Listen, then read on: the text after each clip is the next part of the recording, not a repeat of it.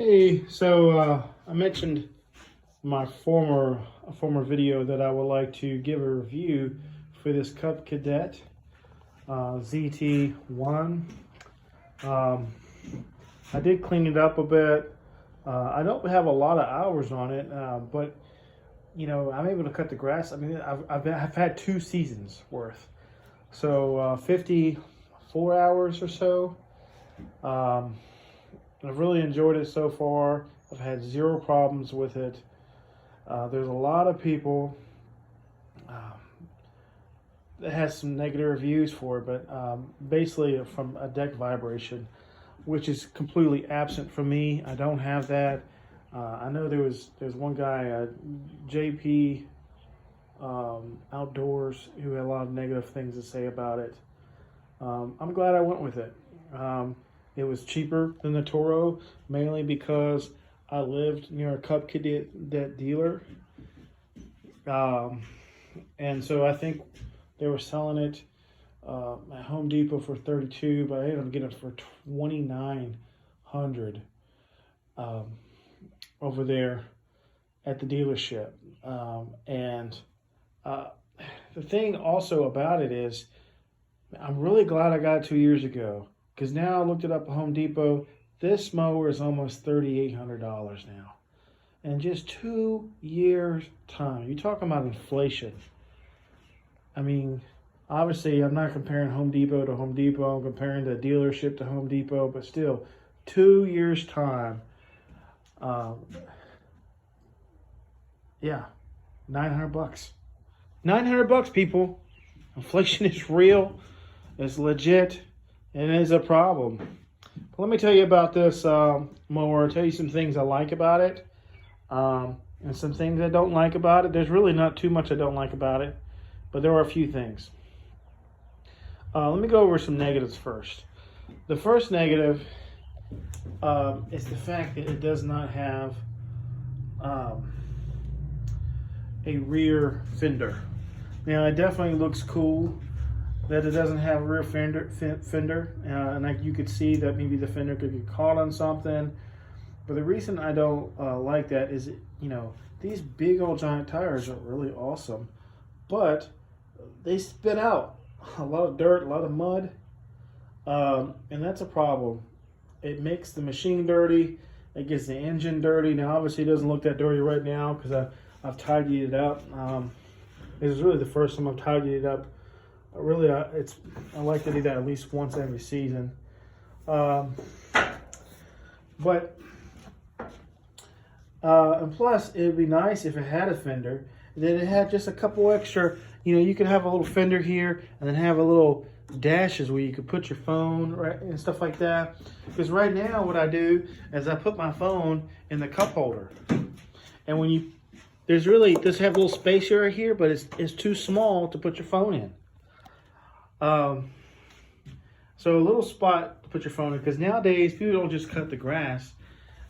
I cut the grass while I have ear protection on and I'm listening to YouTube videos or music or whatnot while I'm cutting the grass. And to have a place to put your phone is very practical, and I don't think they thought really that through. So those are the 2 things that I could think of as far as negatives on this. I don't think I would say a deck vibration would be a negative, but I really don't feel that most people have a deck vibration. I feel like the people who have it make their voices known, and it makes it feel like everybody's having a deck vibration. I felt 0 deck vibrations.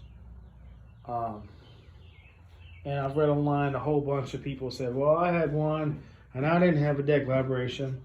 So, but I guess that will be a negative, that some people have a deck vibration, even though I feel like it's pretty small percent of people have that problem. But that's a good reason to get it from a dealer and not from like a big box store. Because you could say, hey, this deck is vibrating, come fix this. So I would encourage to buy from not a big box store. it doesn't spit out a whole bunch. It doesn't spit out like really far, and that could be good and bad. I guess that would indication the suction isn't the best in the world. I know my dad, he has a Toro time cutter or time master or something like that, and it will spit out grass like halfway across the yard. And what a lot of people will think they love that and they feel like that's superior. I don't really like it spitting out grass because I'm spitting grass where I don't want it to be. I spit it in my garden beds, my flower beds, spitting it out on the driveway, right, and whatnot. So to have it not spit out is, as far as actually not a terrible disadvantage in my opinion. One thing I've noticed a lot of decks have, which I appreciate, and this one does not have. I like it when this part right here is flat. I noticed that in the errands and some of those, it's a flat spot where it comes out. Theoretically, I mean, you could like have a foot or whatever. It just, to me, it makes me feel more safe when that blade is nowhere. It can't be caught in anything. But obviously I haven't had a problem, so maybe it's not a big deal. We can go over some positives. Okay, first off, this is a positive. A lot of them have it, but man, I'll tell you what, it just cranks up every time, every single time, right away. And I highly recommend a Kawasaki engine. But you know, a lot of the zero turns have that. So I'll focus on some of the things that they don't have. Mainly how big and bulky the frame is. These wheels, this is a ZT1. This is not a Series 2 or Series 3. These are huge. Look how thick this is. Look how thick this is. And I go up and down hills with this thing. Let me see if I can show it to you. But I cut my neighbor's grass as well. Look, and all those aren't stragglers if you see that. Those are dandelions. But see that hill up there? I go up and down that thing. You know, I'm not sure how on the video how steep that is, but that little hill, that little ditch line, I go up and down that thing with a zero turn, and I have no problems whatsoever. So, you know, I'm not sure if y'all have ever been to the box stores and see the John Deeres, and they have these itty bitty forks, and they're so small, and it looks like a toy compared to this front end here. And I'm telling you, if I use that John Deere and I went up and down that hill, they would be bent. And you know, all of them have pretty good upper models. And this one, the upper model is even more beefy than this. But when you compare all of the zero turn mowers on their beginning mowers, the first line, this hands down has the best front end. So the next thing I like about that is this pedal. I know the some of the other models, you have to have a lever. I know the Husqvarna, you have a lever right here, and you pull it up and down. But that just means you actually have to stop the motion of the vehicle, of the lawnmower.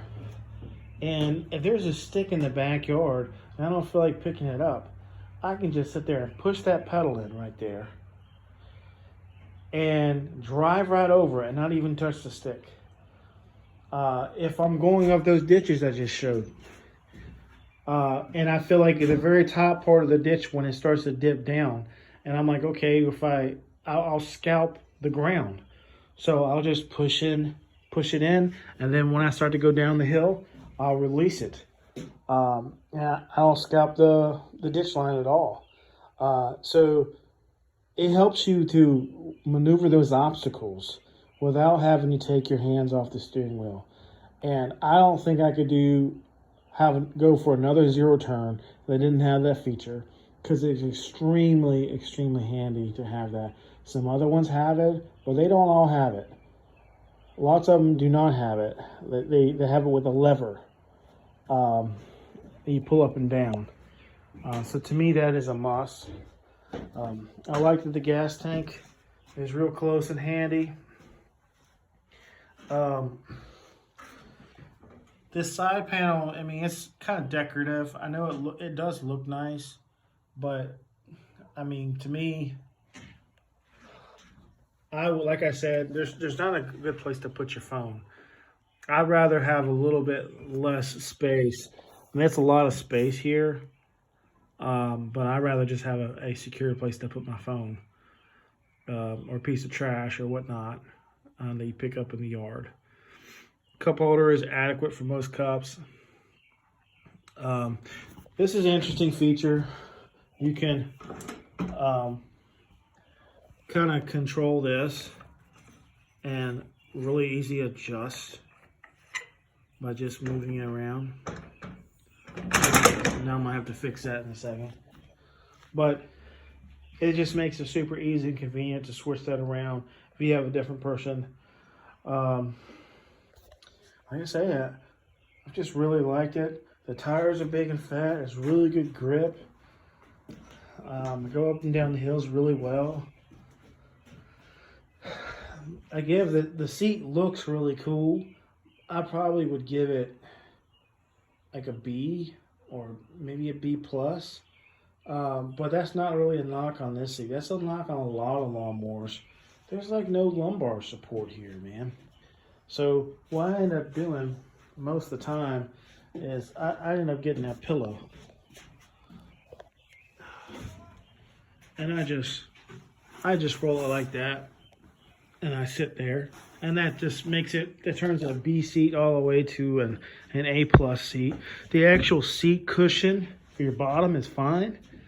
But it needs a little bit of lumbar support. But it's really not a big problem. Tell you another thing that I like. Actually, I don't like. This is a negative. I should have talked about this first here. Hold on.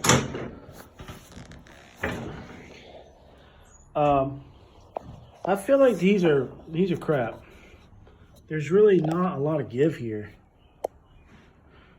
And I think maybe they just didn't want it to be loud. These are very quiet. But who cares if it's a little squeaky? If you have like a lawnmower engine right behind it, are you really going to be noticing, oh, the seat is, makes a little noise when the lawnmower engine is going off and the blades are going off? It doesn't even make a difference. So sometimes I feel a bump. I thought about replacing these and, putting some actual legit springs on there. Maybe I'll try that in the future. But as long as the tire pressure isn't too much, it hasn't been a terrible problem. But that's one thing I don't like. I really like the location of the battery. The looks of it, I like. And like I say, I like the initial price. I like the initial value. Saying that, I probably would have been interested in getting a ZT2 if I could go back. If I could convince the wife to get a ZT2, I probably would have gone that direction. I didn't go that direction because I got this for $2,900, and the ZT2 at the time the dealer was like $3,800. Now saying that, at Home Depot, it's listed, the ZT1 is listed for $3,800. So I don't even know what the ZT2 would be listed at. I haven't even looked that up. But really, what I think the main things you get from that is you get some armrests. I don't really care about armrests. because I'm holding these handles anyhow. You get some bigger tires, even bigger than these. I think these are 2-ply tires. The ZT2 has, I believe, has a 4-ply tire. So, but I haven't had any problems with these tires so far. You get the same engine, but then you also get some serviceable hydros. So you just get some more durable hydros. And then there's a concern, you know. I mean, this thing is huge. It is not a small piece of equipment. So, you know, and I'm a big fellow too, so it's towed around my body, and it's towed around its own heavy body. So, you know, how long are these hydros going to last? Is it going to last 600? If it lasts 600, I'd probably be okay with that, because, you know, I only put about 25 or 30 hours a season. So that'll last me a good long time. But if I'd gone up a little bit more on the hydros, I really feel like I could have sat there and made this thing go, you know, 1,000 or 2,000 hours on it. Which brings me another one thing that I do like. Again, I know I'm jumping all over the place here, but I like it as an hour meter. Toro does not have an hour meter. So originally, I was planning on changing the oil, the blades, the oil filter, the fuel filter, the air filter, all that type of stuff, beginning each season. And that's what I did with my previous Husqvarna. And the guy told me at the dealer, says, yeah, don't bother doing that. He said, do it every 50 hours. Well, it took me 2 seasons to get to 50 hours. So I did it the beginning of this season. And so I don't know what 50 hours is if I don't have an hour meter. My dad, he has a Toro. He loves his Toro. But I guess he does it every season. I'm not sure how to talk to him. But he doesn't know how many hours is on that thing. He's had it for probably at least 4 more years than I had. He's got the same engine as I have. I will say that my dad, his will spit the grass out further than mine. But like I say, I'm not sure if that's always an advantage. Maybe it's an advantage if it's really tall grass. But anyhow, that's my 2 cents. I would buy this. I would buy it again. If I had the money, I would buy the ZT2, because that would bring more security on the longevity of it, of having a bulkier transmission, hydros. But I'm not sure. I mean, I think, you know, I'm at 2 years in. Well, if I'm 10 years in and it's still going great, then hey, maybe I'll do another review. But so far, I'm pretty happy with it, and I would purchase it again. So let me know what y'all think in the comments. And all right, thank you guys. Like, comment, subscribe, please. Have a good day.